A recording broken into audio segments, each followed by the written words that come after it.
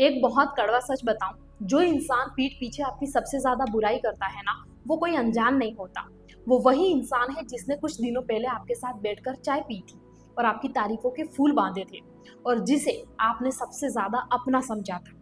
दुनिया में ना कभी भी धोखा सामने से नहीं मिलता, हमेशा पीठ पीछे से मिलता है। और जानते हैं ऐसा क्यों होता है?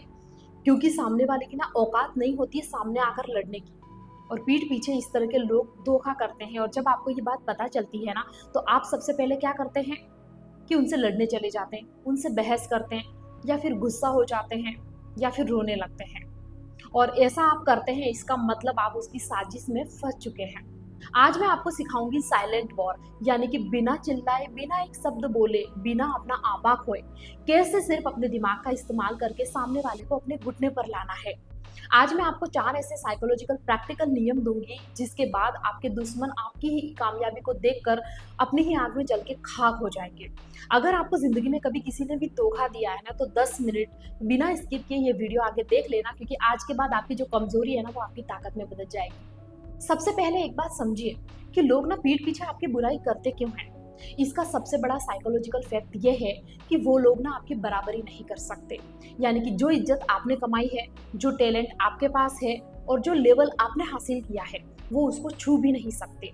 तो फिर ऐसे लोग आपके चरित्र पे उंगली उठा के कहीं ना कहीं आपको नीचे गिराने की कोशिश करते हैं, और उसका कोई भी मौका वो नहीं छोड़ते हैं। जब कोई इंसान आपके पीठ पीछे बुराई करे ना, तब दुखी मत होइए, खुश हो जाइए कि कहीं ना कहीं एक सीधा सा सर्टिफिकेट है कि आप उनसे 2 कदम आगे हैं। जो शेर होता है ना, वो कभी भी कुत्तों के पीछे नहीं जाता, कुत्ते हमेशा शेर के पीछे भौंकते हैं। दिक्कत तब होती है जब कोई इंसान ऐसा करता है और आप उस अपना आपा खो देते हैं, गुस्सा करते हैं, फिर उनसे लड़ने चले जाते हैं और उनको ये बताते हैं कि देखो तुम्हारी इस घटिया बात का हमारे ऊपर कितना असर हुआ है, और यही जीत आपको उनको नहीं देनी है। अब इसे थोड़ा सा लॉजिकल और स्पिरिचुअल पॉइंट ऑफ व्यू से समझिए। श्रीमद् भागवत गीता में श्री कृष्ण जी कहते हैं कि जो इंसान अपने गुस्से पर काबू पा लेता है, और जो इंसान अपनी जीवा पर यानी कि अपनी जीभ पर काबू पा लेता है, वो आधी जंग ऐसे ही जीत लेता है। जब आपके खिलाफ कोई साजिश रच रहा होता है ना, तब सबसे बड़ा हथियार तलवार नहीं होता, सबसे बड़ा हथियार होता है मौन, यानी कि आपका साइलेंस। आचार्य चाणक्य कहते हैं कि जब आपका दुश्मन आपके खिलाफ कोई साजिश रच रहा हो या चाल चल रहा हो ना, तो उसे भ्रम में रहने दो कि वो जीत रहा है। उसे कभी भी ये पता मत लगने दो कि आपको पता है उसकी घटिया चाल का। उसे ये भ्रम में रहने दो कि जीत उसी की हो रही है।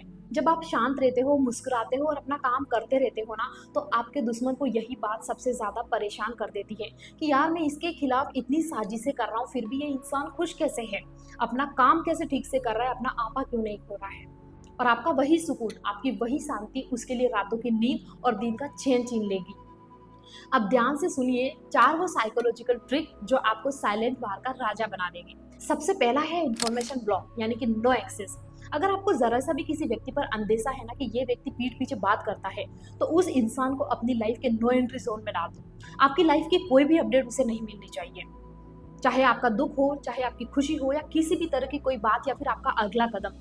उसके पास बिल्कुल भी जब आपके बारे में कोई भी मसाला नहीं होगा ना, तो वो आपके खिलाफ कोई भी साजिश नहीं रच पाएगा और उसकी सारी चाल फुस हो जाएगी। एंड दूसरा है सक्सेस लेट।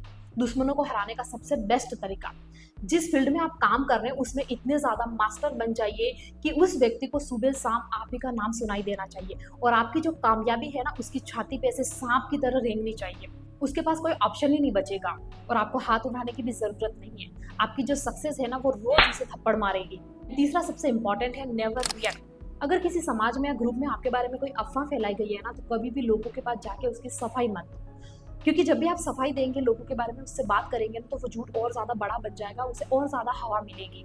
अपना चरित्र को इतना ज्यादा ऊंचा उठा लो अपने कर्म के द्वारा कि वही लोग जो आपके आज अफवाह फैला रहे हैं उस पर सच मान रहे, वही लोग उस इंसान के मुंह पे जाके थूके जिसने ये अफवाह फैलाई थी। एंड फोर्थ है चेहरे पे स्माइल और आंखों में कड़वाहट, यानी कि द मिरर इफेक्ट।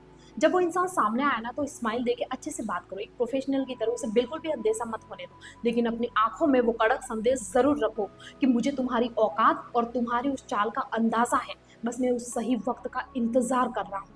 तो आपका ये कॉम्बिनेशन सामने वाले को परेशान कर देगा, वो समझ ही नहीं पाएगा आप इतने मुस्कुरा के बात कर रहे हैं, लेकिन आंखों में उसने कुछ और ही देखा है, तो वो सोचता ही रहेगा और वो परेशान हो जाएगा। ये सबसे ज्यादा जरूरी है। जिंदगी में अगर आपको आगे बढ़ना है ना, तो छोटे और घटिया सोच वाले लोगों को अपने रास्ते का रोड़ा मत बनने दो। जिंदगी में हमेशा एक बात ध्यान रखो कि जब भी आप कीचड़ में पत्थर मारोगे ना, तो छींटे आपके ऊपर ही आएंगे। इससे बेटर है कि कीचड़ के किनारे से होकर निकल जाए और अपनी मंजिल तक पहुंच जाए। आज से ना बहानों से और साजिशों से ऊपर उठिए, अपने दिमाग को शांत रखिए और अपनी जीत की कहानी लिखिए। अगर इस प्रैक्टिकल नजरिए ने आपके दिल और दिमाग पर वार किया है ना, तो बिना किसी हेजिटेशन के एकदम स्वाभिमान के साथ कमेंट में मुझे लिखिए कि आई विन इन साइलेंस। इस वीडियो को अपने उस दोस्त, उस व्यक्ति के साथ में जरूर शेयर करना जिसे अभी अभी किसी अपने ने धोखा दिया है।